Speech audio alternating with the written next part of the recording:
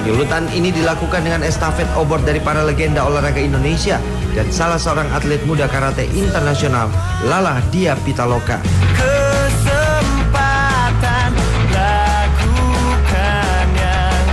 Gelaran ini pun diakhiri dengan pesta kembang api. Kompetisi harus dimulai dari kampung-kampung, dari desa-desa, dari kecamatan-kecamatan. Semuanya harus bergerak sehingga banyak bibit olahragawan nasional akan kita dapatkan.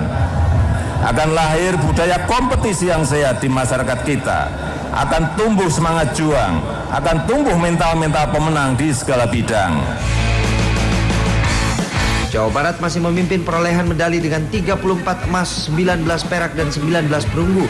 Disusul DKI Jakarta dengan 19 emas, 15 perak, dan 22 perunggu. Di urutan ketiga bercokol Jawa Timur dengan 8 emas, 18 perak, dan 16 perunggu. Posisi berikutnya adalah Riau, Maluku, dan Bali. Ayu Jihan, Helmi Suryanegara, Bandung, Jawa Barat.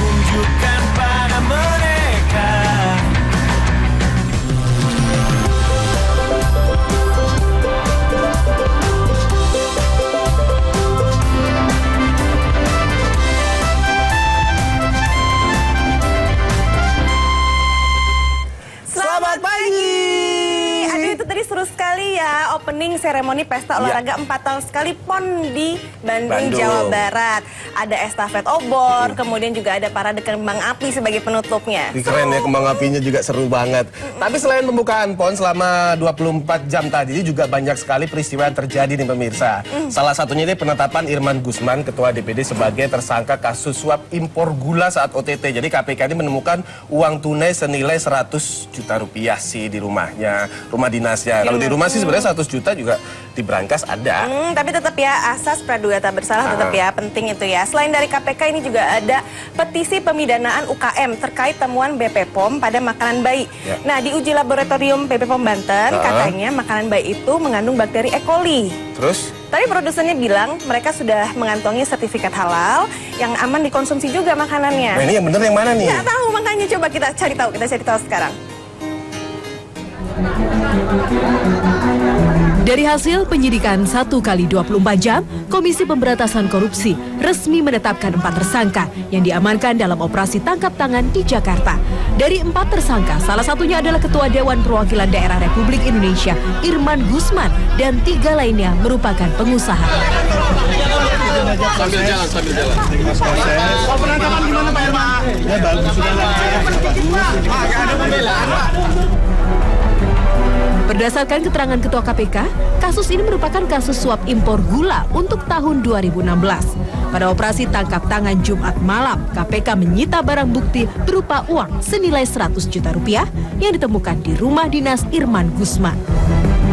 Telah melakukan pemeriksaan 1x24 jam pasca penangkapan, KPK melakukan gelar perkara dan memutuskan untuk meningkatkan status penanganan perkara kepada penyidikan sejalan dengan penetapan 3 orang sebagai tersangka.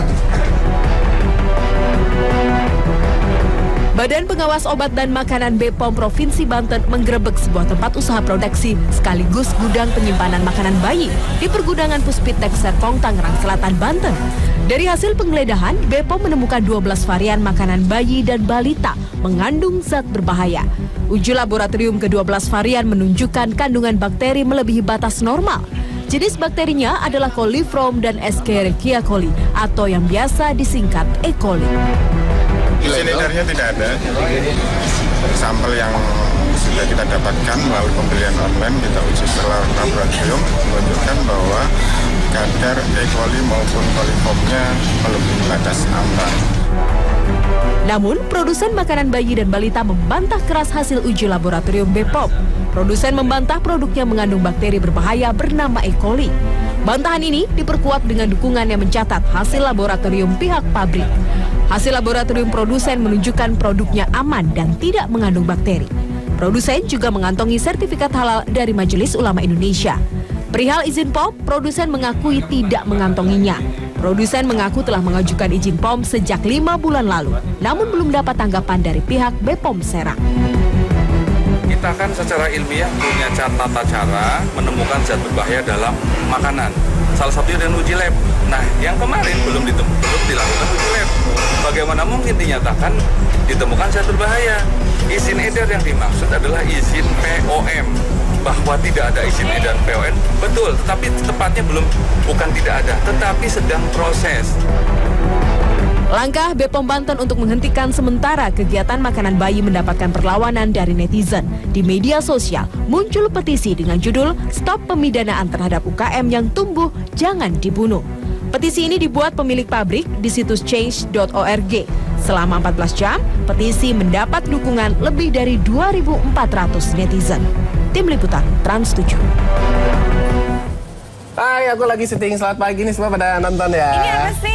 Ini ngerekam, terus nanti kamu posting di vlog kamu gitu? Iya, aku lagi bikin vlog, nanti aku posting di YouTube. Jadi ini lagi hits sekarang? Lagi hits banget. Ini kekinian untuk anak-anak zaman sekarang? Ya kalau ngomongin masalah kekinian sih, ya kekinian banget. Tapi yang penting kalau lewat vlog ini pemirsa, kita tuh bebas berekspresi, bebas berkreasi. Dan yang paling penting kalau buat aku sendiri, pribadi ini bisa mendapatkan penghasilan. Oh itu iya, yang paling aku juga penting. dengar sih, tuh sekarang lagi musim banget karena ini juga menjadi salah satu sumber penghasilan ya. Nah tapi jangan lupa untuk berkreasi, jangan sampai melewati batas-batas norma. Jangan sampai nih yang kamu bikin nih, vlog yang kamu bikin nih memberikan hal-hal yang tidak mendidik. Iya dong. Emang alatnya cuma ini aja ya? Ya ini aja, nggak perlu yang lain. Simple banget ya. Tuh, Terus sekarang kita lihat juga Putih yang sedang bersama vlogger cantik tanah air. Oh dia sama vlogger juga? Coba apa aja sih mereka bicarakan, coba kita lihat ya. Nanti sampai Instagramnya juga bisa ini Bapak. Selamat pagi. Belakangan kegiatan vlogging atau video blogging sedang menjadi tren di kalangan muda-mudi. Tak hanya di ibu kota, bahkan kegiatan vlogging ini sudah merambah ke kota-kota besar di tanah air.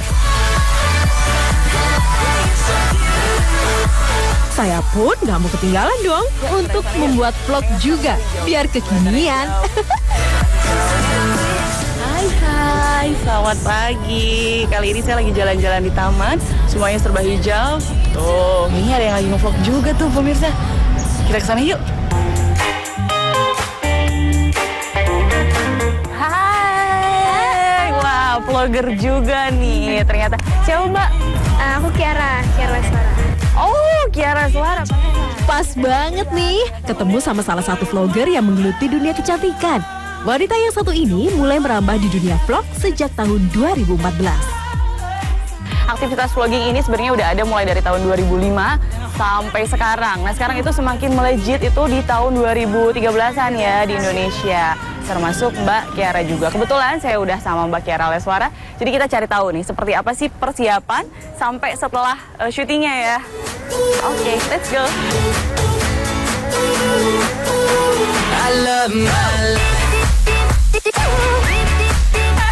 Sejak tahun itu pula, gadis berusia 19 tahun ini mulai membagikan karya-karyanya melalui situs video sharing. Selain hal-hal yang berbau kecantikan, ia juga kerap membagikan momen keseharian untuk para penonton setianya.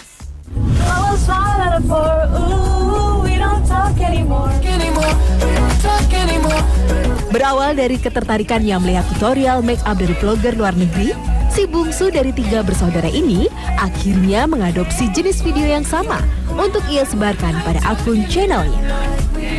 Karena respon yang didapat baik, ia pun mengasah hobi bermakeupnya sembari berbagi ilmu kepada para pengikut vlognya.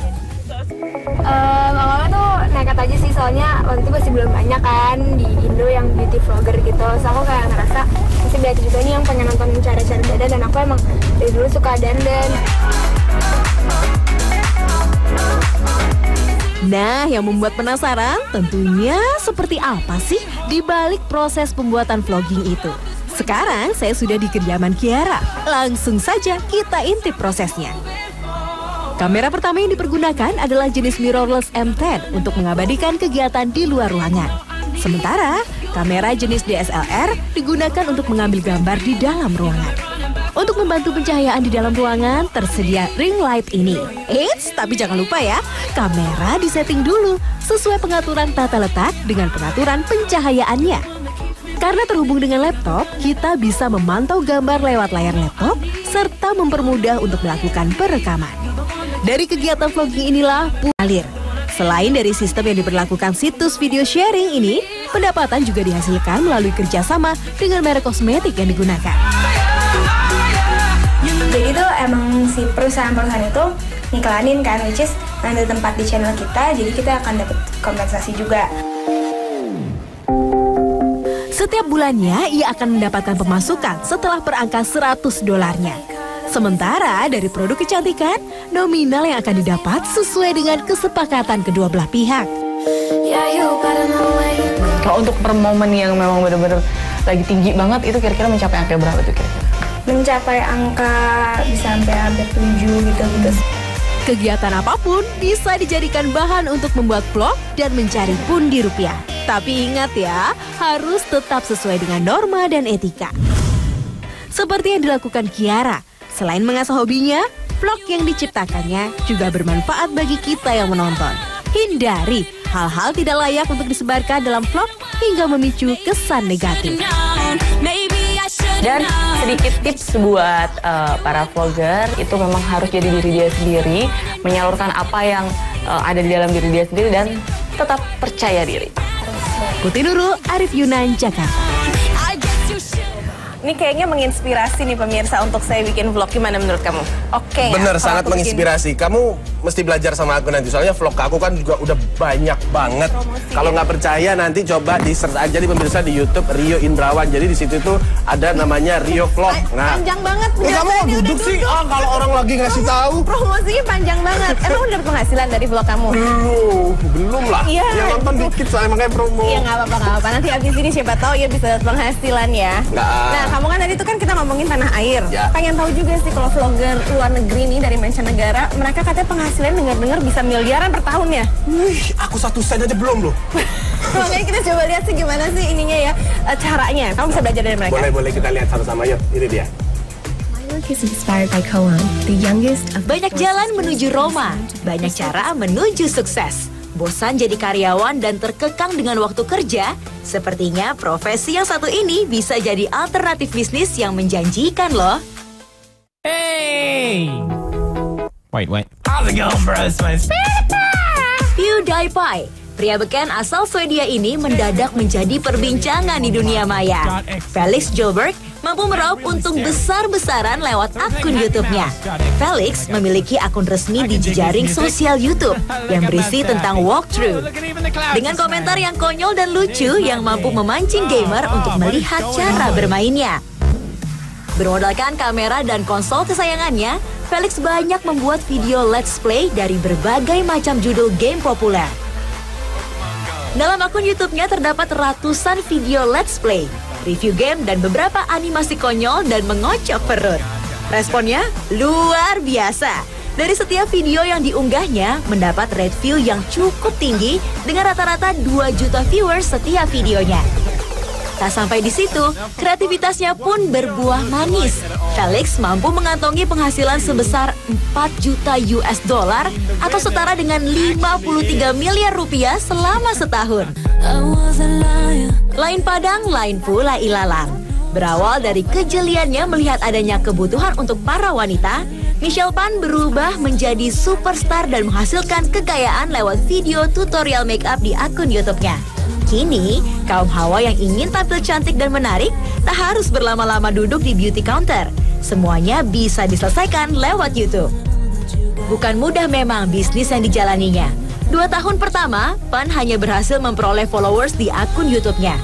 Namun semuanya berubah ketika pada tahun 2009 dan 2010, BuzzFeed memposting video yang diunggahnya. Phan pun mendapatkan penghasilan 25 sen per hari, kemudian berubah menjadi 5 US dollar. Puncaknya, Phan berhasil mengantongi 25 US dollar per hari dan memutuskan untuk berhenti dari pekerjaannya sebagai pelayan restoran. Kini Phan memfokuskan diri membuat video konten di YouTube dan membangun brand dirinya. Hello everybody. Zoe Zoela pun punya cerita lain. Gadis cantik kelahiran Inggris ini berhasil membeli rumah dengan 5 kamar di Brighton, Inggris, senilai 1 juta pound sterling atau setara dengan 19 miliar rupiah pemirsa. Hobinya berbagi video telah menjadikannya jutawan dengan rumah yang terbilang mewah dan mahal, bahkan untuk standar orang Inggris sekalipun. Zoe memulai karir di sebuah perusahaan desain interior. Namun kemudian, Zoe membuat blog pribadi yang berisi tips atau tutorial kecantikan yang dibuatnya. Sebelum akhirnya wanita Inggris mulai menggunakan YouTube sebagai mitra bisnis yang dirintisnya. Dengan konten video kecantikan dan menarik yang dibuatnya, Zoe telah memiliki 2 juta pengikut setia video YouTube-nya. Popularitasnya yang tinggi di internet membuat para pengiklan mulai melirik Zoella sebagai media partner. Dan saat ini, Zoella berhasil mengantongi sedikitnya 20 juta pound sterling setiap bulannya yang setara dengan 350 juta rupiah. Nah pemirsa, Anda pun bisa sesukses para blogger dan vlogger yang sedang menjamur di dunia maya. Tak hanya popularitas blog selebriti, pundi-pundi rupiah pun bisa tercipta lewat berbagai kreativitas dan inovasi positif di jejaring sosial. Selamat mencoba ya! Saya tuh heran pemirsa sama vlogger-vlogger dari luar sana ya. Saya aja tuh yang banting tulang, kerja dari pagi, pulang pagi. Tapi nggak sekaya mereka gitu loh ya. Karena mereka penontonnya kan mendunia. Betul, dan itu juga bisa jadi inspirasi pemirsa. Kalau kita punya keahlian, terus kita posting ke media sosial. Selain kita mendapatkan pundi-pundi yang luar biasa, kita tuh bisa terkenal loh. Contohnya seperti ada salah satu kelompok nih di Amerika Serikat namanya Dude Perfect. Dia ini suka upload video tuh dari tahun 2009. Dan sekarang udah tinggal nikmatin hasilnya. Udah makin terkenal, ya? Makin banyak duitnya. Enak banget ya, soalnya mereka juga menunjukkan aksi-aksi presisi. Yang mungkin aksi-aksinya itu agak susah kalau dilakukan oleh manusia biasa. Aku tahu yang dia ngelempar bola basket dari Bogor, ringnya di Jakarta itu kan. Terus bisa masuk gitu kan. Hebat banget ya mereka ya. Keren-keren. Coba kita lihat pemirsa.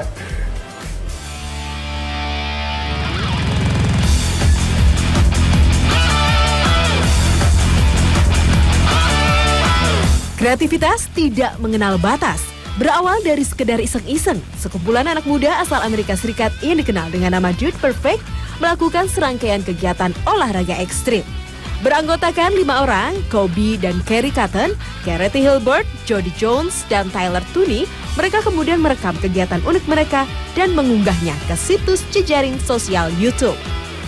Nyata, aksi gila mereka memperlihatkan adegan-adegan olahraga dengan tingkat keakuratan yang presisi, menarik perhatian banyak orang. Lihat saja, seperti aksi yang satu ini. Luar biasa ya, mereka seolah-olah melakukan aktivitas secara main-main.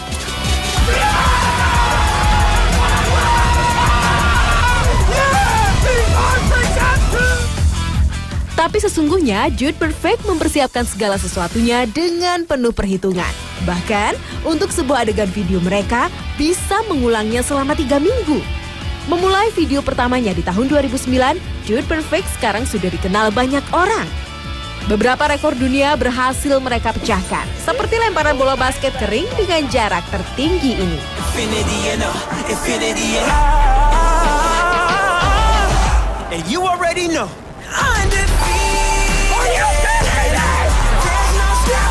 Bahkan kelompok ini memiliki beberapa kontrak iklan dan dicarikan game yang tersedia di aplikasi telepon seluler.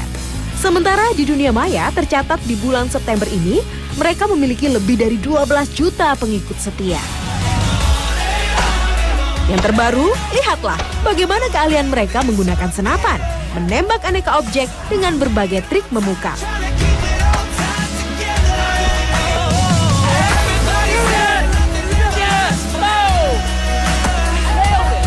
Fantastis, semua dilakukan dengan sempurna.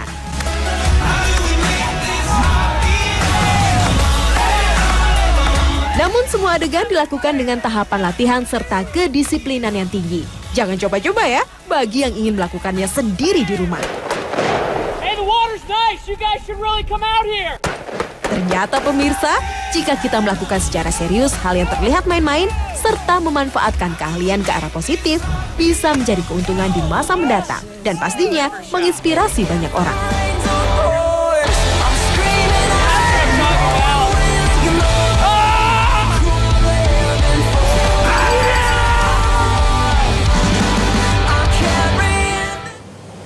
Keren banget. Tapi sekarang saatnya kita update masalah teknologi terbaru di dunia nih pemirsa. Karena di Amerika Serikat baru-baru ini tuh baru meluncurkan ini taksi online. Tapi taksi mah biasa dong. Udah banyak. Ini luar biasanya. Oh, luar biasa. Nggak pakai supir, tanpa pengemudi nih pemirsa. Yang nyetir siapa? Yang nyetir ya ada lah, namanya juga teknologi. Jadi kita tinggal pencet-pencet pakai handphone sampai tujuan. Tapi negara maju tuh ada-ada aja ya. Selain taksi yang kamu bicarakan tadi, ini juga ada hak paten yang baru dikeluarkan untuk keranjang belanjaan yang tanpa perlu didorong bisa jalan sendiri. Nah, itu udah dipatenin sama perusahaan waralaba di Amerika Serikat. Jadi dibikin simple ya semuanya ya. Tapi bikin males nggak sih? Bikin males lama-lama kan kita semakin besar ya. Semuanya dibantuin sama mesin. Tapi kalau yang satu ini nggak bikin males, apa tuh? tapi bikin aman, bikin safety. Jadi buat yang suka bersepeda, sekarang itu sudah ada helm airbag. Jadi kalau jatuh, wah, aman. Di dalamnya keluar airbagnya. Ini keren, baru namanya teknologi. Ada aja, coba kita lihat kayak gimana sih. Perusahaan transportasi online Uber akhirnya meluncurkan layanan mobil tanpa pengemudi. Diperkenalkan di kota Pittsburgh, Amerika Serikat, mulai tanggal 14 September kemarin. Warga setempat sudah bisa memesan mobil-mobil ini. Dilengkapi dengan perlengkapan canggih di bagian atas mobilnya, aneka sensor, kamera 360 derajat, pendeteksi jarak dengan objek, GPS hingga radar. Mobil ini bisa dipesan melalui layanan aplikasi yang tersedia di telepon seluler Anda. Meski demikian, 2 orang pendamping, supir dan seorang teknisi masih ditempatkan selama masa uji coba. Mereka berjaga untuk mencegah kesalahan yang terjadi. Namun sayang, di tahap awal, mobil ini hanya beroperasi di sekitar pusat kota Pittsburgh, Amerika, serta sebagian Sadie-Shire, sisi utara kota. Masih belum jelas kapan Uber akan menerapkan teknologi yang sama di lokasi kota yang lain. Mobil-mobil ini akan bergerak mematuhi peraturan lalu lintas, sedangkan menghadapi situasi darurat yang mungkin terjadi di dalam mobil, terdapat tombol khusus berwarna merah yang bisa ditekan untuk mengambil alih kemudi.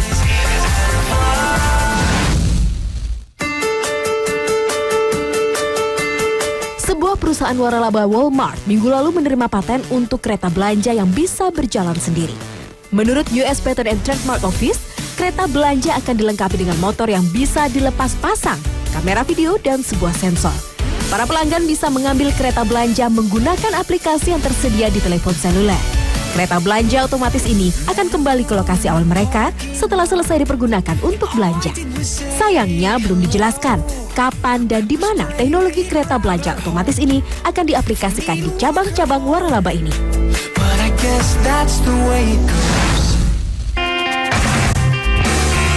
Nah, bagi Anda penggemar olahraga sepeda, mungkin harus melengkapi diri dengan alat yang satu ini, airbag pertama di dunia untuk bersepeda. Setelah melalui riset sejak tahun 2005 melalui sensor hingga kepala Anda dari benturan keras. Tersedia dalam 3 ukuran, Anda bisa memiliki helm airbag ini dengan harga €299 atau sekitar Rp4.500.000.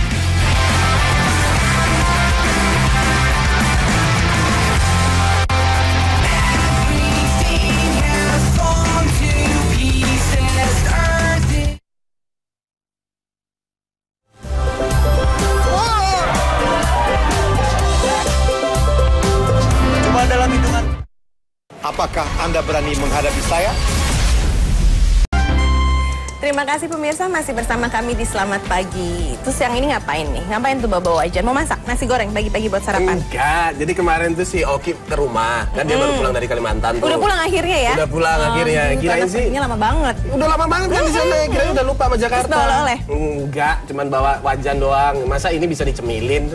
Ya ini kan modal buat kamu bikin cemilan. Oh, bisa jadi. Tapi kalau aku lihat sih wajan ini tuh kuat dan tahan lama. Masa sih? Kok aku nggak dikasih sih Oki? Ya ampun si Oki. Kamu mau? Mau nih buat aku aja ya. Buat masak ceplok telur buat suami di rumah. Dasar ibu-ibu. Penting ini. Tapi buat ibu-ibu di rumah ya, jangan cuma tahu wajan ini buat goreng, tapi mesti tahu dulu cara pembuatannya kayak gimana. Kayak gimana cara buat wajannya? Coba kita lihat yuk.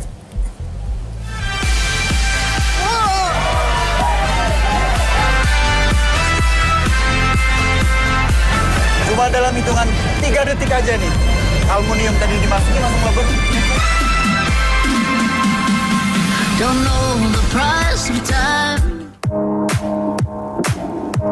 Selamat pagi. Aktivitas di Kecamatan Daha Selatan dan Daha Utara atau biasa dikenal dengan Nagara Kabupaten Hulu Sungai Selatan, Kalimantan Selatan, setiap hari selalu padat. Seperti di rumah produksi rinjing atau wajan milik Pak Haji Adur ini pemirsa. Sebagai salah satu pengrajin wajan, mereka bertahan di tengah gempuran modernisasi dan maraknya produk luar negeri. Pak Haji dan karyawannya masih semangat meneruskan bisnis keluarga yang sudah dilakoni sejak 16 tahun yang lalu. Sebagai generasi muda, saya pun harus ikut semangat dong untuk mengenal lebih jauh usaha produksi wajan berbahan dasar aluminium ini. Pak Adur, jadi yang namanya wajan dan ibu rumah tangga itu nggak bisa dipisahkan. Karena apa? Kalau nggak ada wajan, kita nggak bisa makan nasi goreng. Kita nggak bisa goreng kerupuk. Nah, itu paling parah tuh. Nah, dan Pak Adur ini nanti merubah aluminium bekas ini jadi wajan atau rinjing ya, di sini dibilangnya. Jadi lebih mulus, yang punya nilai jual yang tinggi. Oke, punya pokoknya Pak. Pak, ini langsung kita bikin aja ya Pak ya.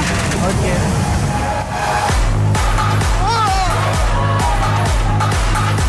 Dalam satu kali produksi, rumah wajan Garuda ini menggunakan lebih dari 200 kilo plat aluminium bekas.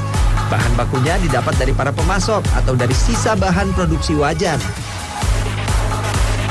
Plat aluminium yang sudah dikumpulkan dilebur ke dalam larutan aluminium yang dimasak dalam tungku pada suhu lebih dari 600 derajat Celcius. Wah, melihat warnanya yang merah membara, menggambarkan semangat saya nih. Cuma dalam hitungan 3 detik aja nih, aluminium tadi dimasukin langsung lebur, dan saya di sini baru 3 detik juga langsung keringetan. Lama-lama jadi daging asap saya di sini.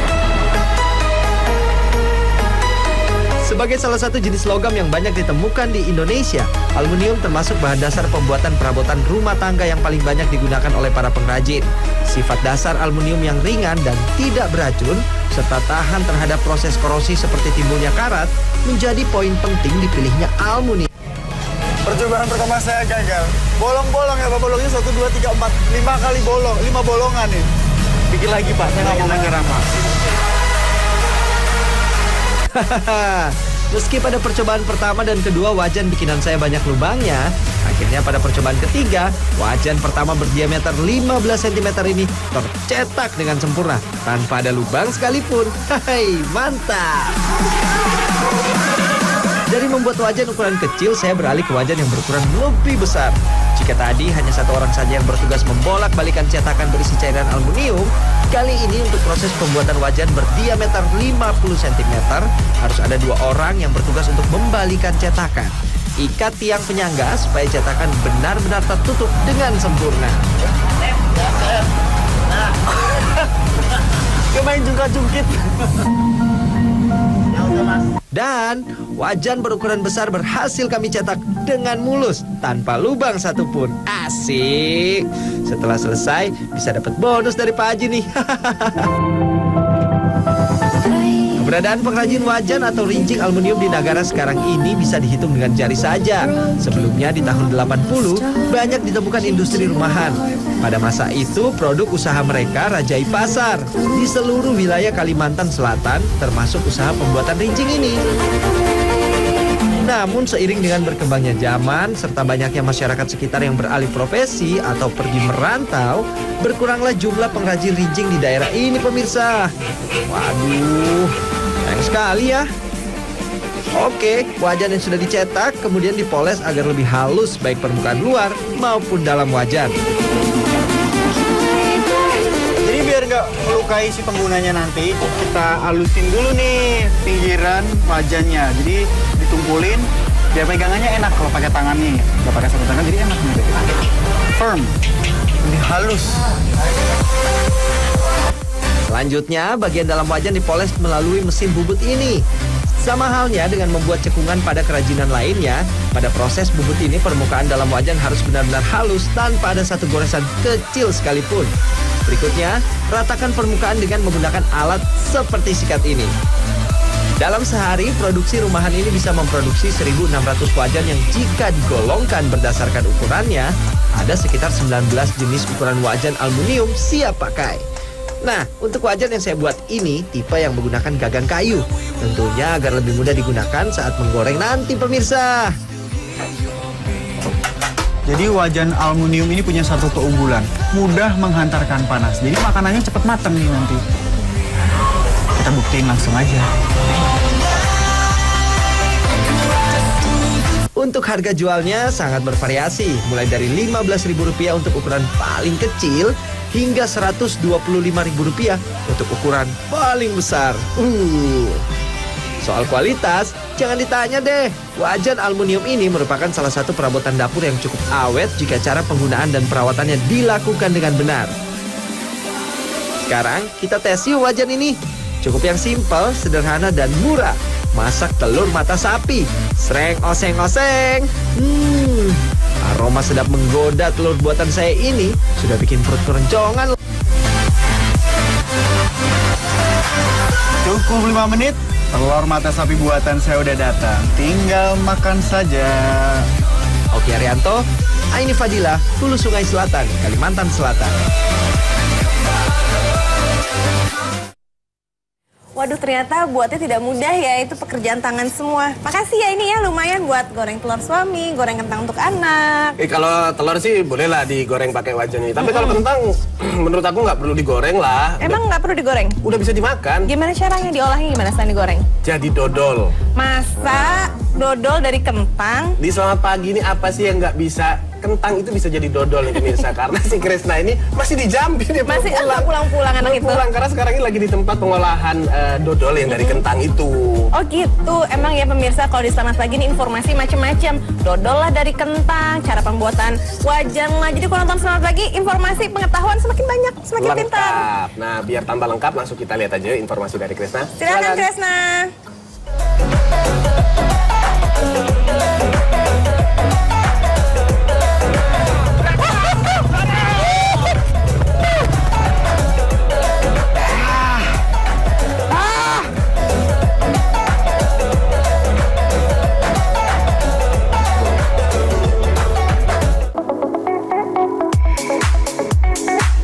Selamat pagi, Indonesia memang memiliki sejuta anugerah pemirsa. Tengok saja kehidupan di kaki Gunung Kerinci ini. Lahan pertanian di sini sangat subur dan kaya akan unsur hara. Pesona di Kabupaten Kerinci inilah yang membuat saya ingin mencoba berbaur dengan alam.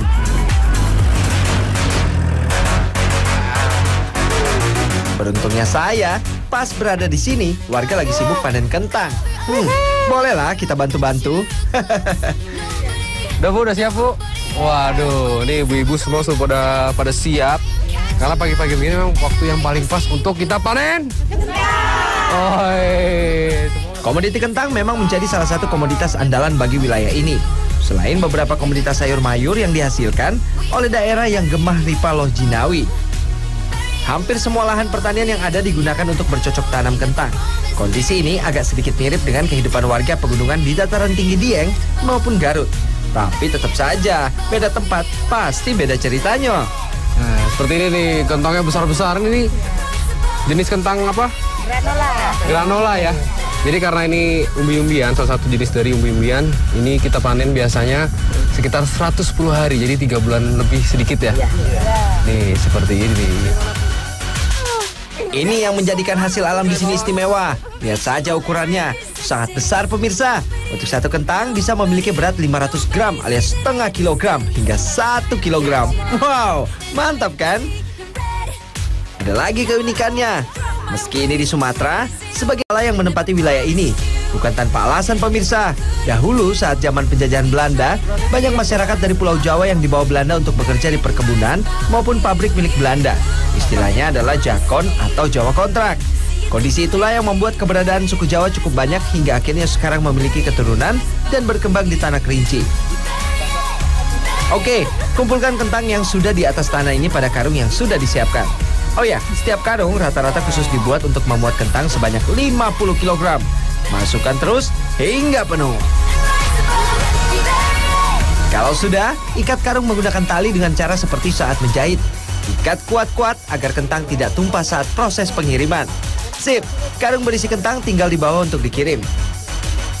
Supaya lebih mudah saat membawanya, biasanya motor trail modifikasi sederhana inilah yang digunakan untuk mengantarkan karung kentang dari kebun menuju jalan besar terdekat. Mas kamu nyalin nggak ini? Nyalin? Wah, ya ada dong. Coba bawa dong. Hah? Coba bawa. Saya bawa. Iya. Kok saya naik? Iya. Enak disampaikan. Ayo dah. Oke mas, pegangan yang kuat. Hati-hati, karena saya masih amatiran nih. Waduh, ternyata lumayan berat dan susah pemirsa. Tak semudah yang dibayangkan.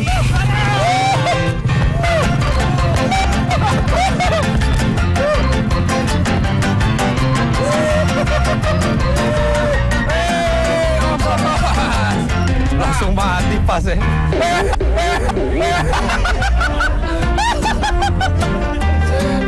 Oke, sampai juga nih.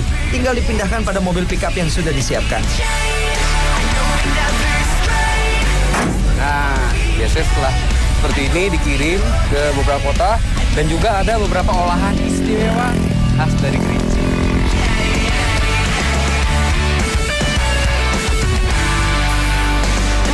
Melimpahnya hasil pertanian kentang membuat banyak tangan-tangan kreatif menyulapnya menjadi panganan dengan harga jual yang tinggi. Salah satunya, dodol kentang ini. Terletak di Desa Lubuk Nagodang, Kabupaten Kerinci, mayoritas warganya memang memproduksi panganan camilan yang juga menjadi salah satu oleh-oleh wajib Kabupaten Kerinci. Di tempat pembuatan dodol kentang milik Bu Eti ini, produksi biasanya dilakukan mulai pagi hari. Proses pertama, merebus kentang terlebih dahulu. Proses perebusan masih menggunakan tungku tradisional dengan kayu sebagai media pembakarannya. Ini dianggap lebih murah dalam biaya produksi, juga mampu menghasilkan kenikmatan tersendiri pada rasa dan aroma kentang. Sip, tinggal angkat kentang yang sudah matang dan direbus selama 1 jam pemirsa. Selanjutnya, tinggal dikupas kulitnya hingga bersih dan hati-hati, masih agak sedikit panas nih. Kemudian giling kentang menggunakan mesin giling. Masukkan satu persatu sambil ditekan-tekan. Lalu kita juga siapkan kelapa untuk diparut. Oh ya, saat memegang batok kelapa jangan ragu-ragu ya. Harus mantap pegangannya agar batok kelapa tak tergelincir dan melukai jari kita.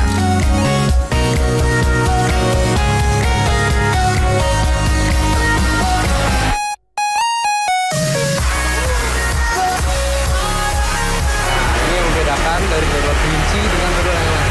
Karena kalau di tempat lain biasanya menggunakan santan. Kalau di sini parutan kelapa seperti ini tidak perlu diperas, langsung dimasuki jadi nanti keluar dengan sendirinya pada saat pengadukan. Langsung Bu ya.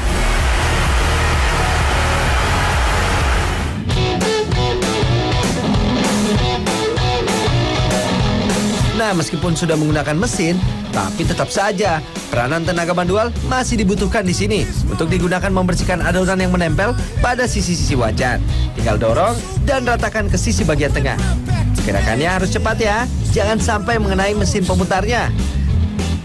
Sip, setelah diaduk selama hampir 1 jam, campurkan pasta pandan sebagai penambah aroma harum. Biar tercampur dahulu, lalu masukkan lagi tepung terigu sambil diaduk terus-menerus ya. Sesekali sisi wajan kembali dibersihkan agar semua bahan tercampur rata. Proses pengadukan ini dilakukan cukup lama, sekitar 2 jam, yaitu hingga adonan tercampur rata dan juga kalis. Oh ya pemirsa, setiap harinya permintaan dodol kentang ini cukup banyak, karena untuk dikirim hingga Jambi, Padang, dan juga Palembang. Rata-rata sekitar 60 kg kentang habis diolah setiap harinya. Jika adonan sudah kalis, tinggal ratakan pada papan dengan alat silinder supaya padat. Ukur sesuai ukuran dan potong menggunakan penggaris. Gampang kan? Untuk mempercantik saat dijual, dodol perlu dibungkus terlebih dahulu agar tetap higienis dan juga bertahan hingga 3 bulan tanpa pengawet. Jika ingin dibawa sebagai oleh-oleh, Anda bisa mendapatkannya dengan harga 10.000 hingga 20.000 per kotaknya.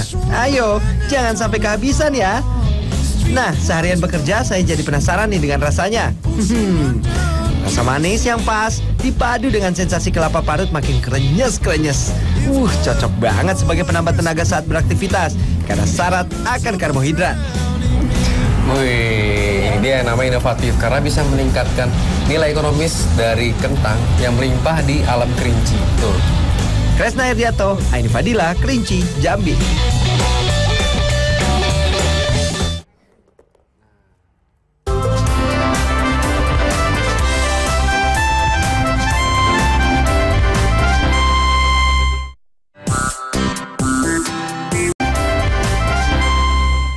Pemirsa, tidak terasa kita sudah menemani pemirsa semua selama 1 jam. Saatnya kita pamit. Ya, kita ketemu lagi Sabtu dan Minggu depan di jam yang sama ya. Tapi jangan lupa selalu follow Twitter dan Instagram kami di @selamatpagi7 di @ryu_indrawan juga boleh. Itu beda. Itu pribadi. Alisa mungkin mau dipromoin juga, boleh nggak apa-apa? Nggak perlu, udah. Oh, udah banyak. Oh, udah banyak ya. Ya udah kalau gitu. Saya Indrawan. Saya Anissa Puan, ketemu lagi minggu depan hanya di Selamat Pagi. I just heard you found the one you've been looking. You've been looking. looking for